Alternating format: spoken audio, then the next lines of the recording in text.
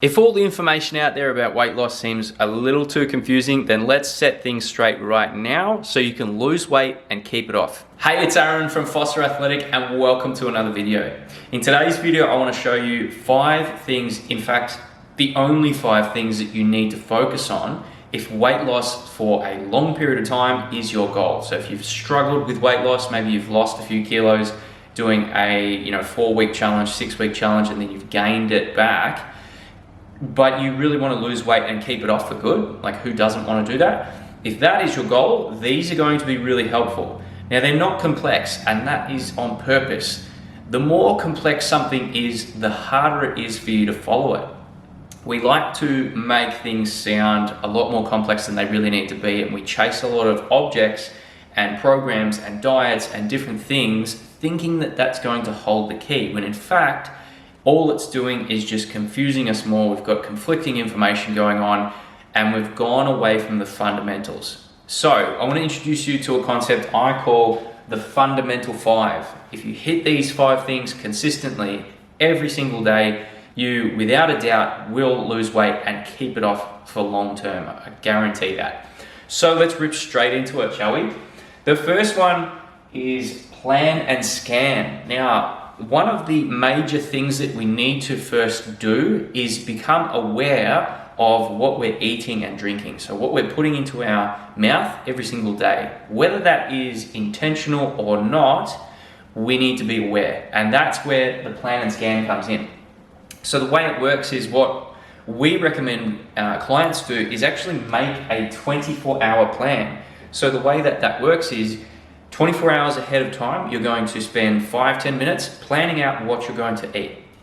This can be anything. And don't think, I should be putting this on there. This sounds good. I should put that on there. If you want to eat it, put it down. Write it down. If it's ice cream, write it down.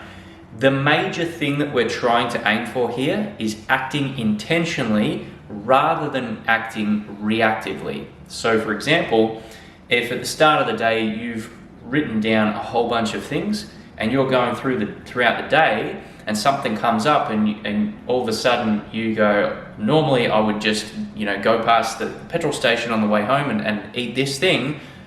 It's not on your plan. You didn't intentionally write that down, so therefore you don't eat it. We're acting intentionally. Anything that we've chosen, hey, I want to eat this, we can eat. It also works the other way. If you get throughout the day and you haven't eaten everything on your list, you don't have to. That's the point.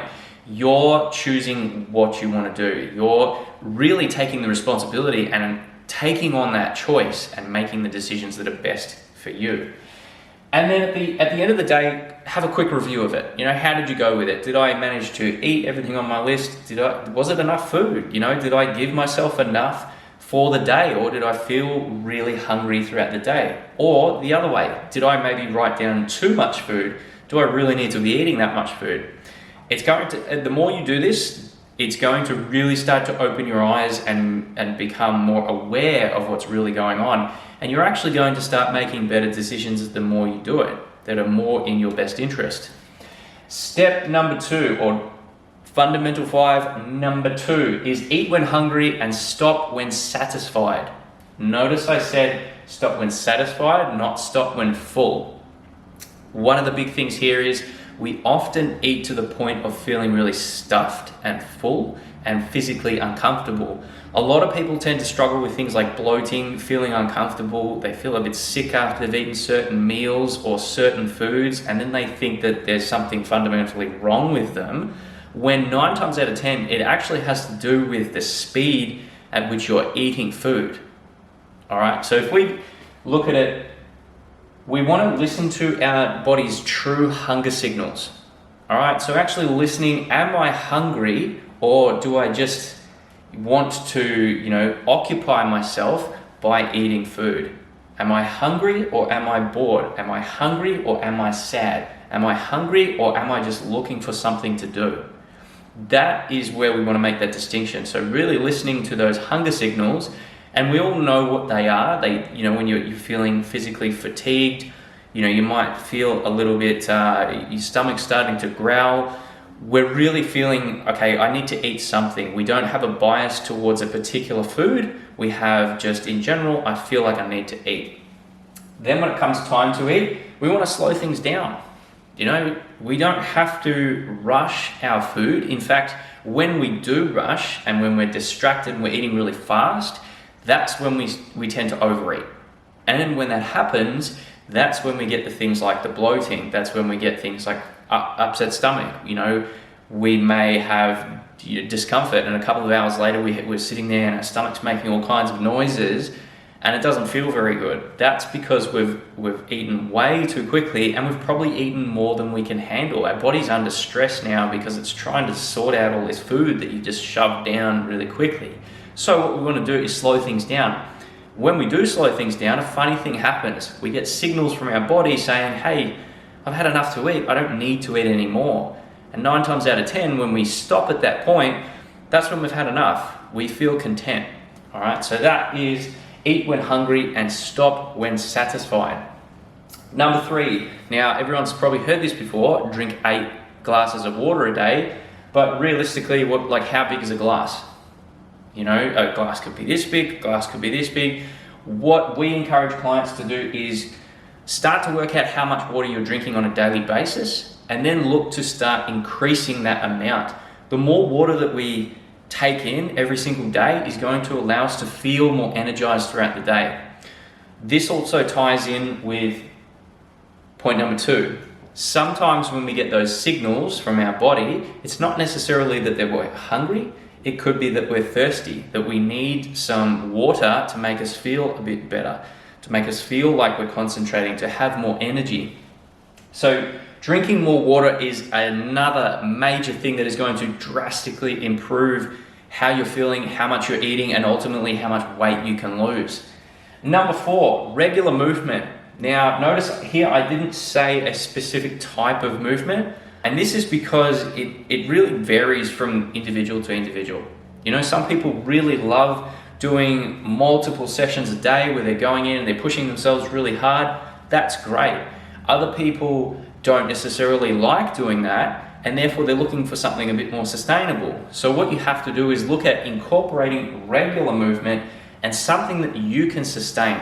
So an easy way to answer that question is, you know, can I do this for a long period of time? Like, I'm not talking just 1 to 2 hours. I'm talking like, can you do this for the next 20 years? If the answer is no, maybe you need to look at, oh, you know, am I doing the right thing now? Is this sustainable for me to do long term? So for example, if you're doing a lot of HIIT classes most days of the week and you're finding that your shoulders and your knees and your ankles are starting to get kind of sore and they're starting to play up more and more often, you're having to go to the physio, having to go to the myo all the time, and it's starting to take a toll on you, you've got to sort of question, like, is that something sustainable to be doing that often? Could you be doing something a little bit different to supplement that and still getting the same benefit? And 9 times out of 10, the answer is yes.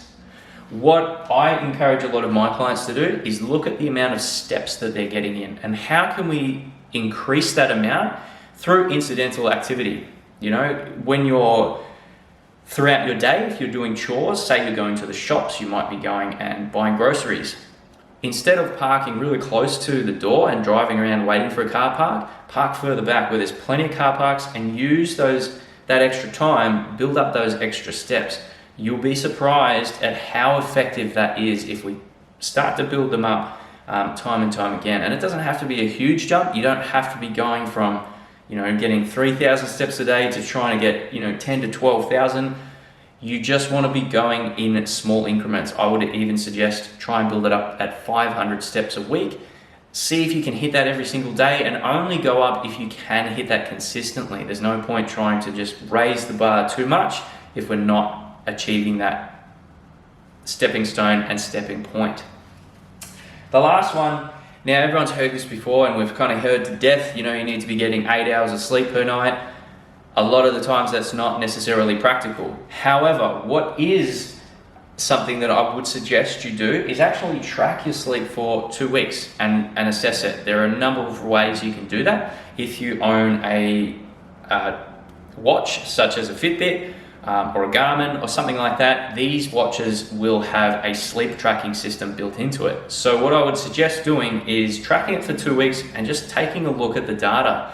Look at things like the time you're going to bed and the time you're getting up as an average throughout the week. Is it the same? Is it different? Is it varied? How consistent is the sleep you're getting? Are you getting broken sleep, or are you getting a period of time where you sleep and then you wake up in the middle of the night? And take note of these sorts of things. And then once you've got an idea of how your sleep is currently, then you can look to change it. The last thing you want to try and do is try all of these methods all at once and not know which one's actually working. So by assessing it first, you can then make changes one at a time and see what the difference is. You know, if something works better for you, maybe it could be something like changing your bedtime, you know, going to bed 15 minutes earlier and getting up 15 minutes earlier. You might find for you that your body functions better, you have more energy when you make that shift. Other people might be the other way around, but we need to be aware.